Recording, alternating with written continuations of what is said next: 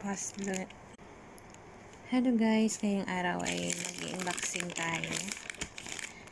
Ito ay hindi ko alam kung anong laman. Secret, charot.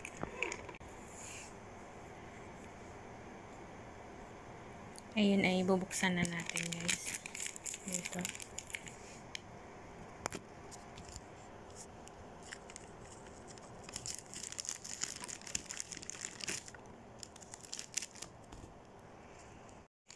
Ano kaya ito?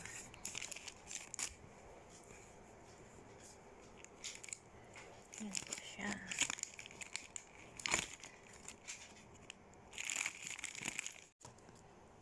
Ano po?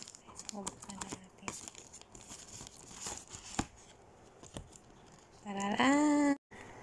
Tararan! Ito na po.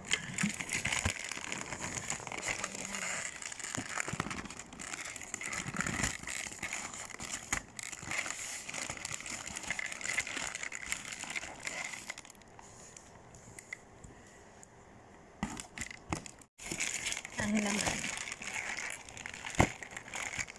Yan. 2, 3, 4, 5, 6, 7, 8, 9, 10, 11, 12. 12 pieces po na Victoria's Secret. Diba? Ito siya. Nag-sales lang ito ang ating Victoria's Secret. Sino ba mahilig sa inyo mag-collection? Ako is, paborito ko po mag-collection ito. Isa.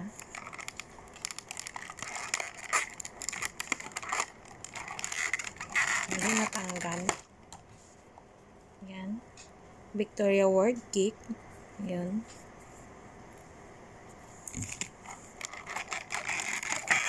Yan yung pangatlo natin. Yan po. Candy Holiday daw siya. Sana all Candy Holiday.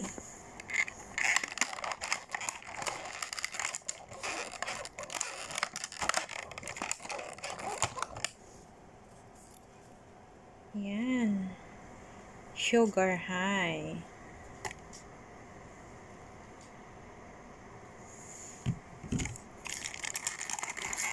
And then, next natin is, hindi po siya matanggal sa lalagyan ng hair. Yan. Mystic Drink. Ito. Ito po yung pang-anim natin. Midnight Special. Ang 7 natin is si Rose. Diba? Ang gaganda ng mga pangalan nila. Then, next natin. Yan.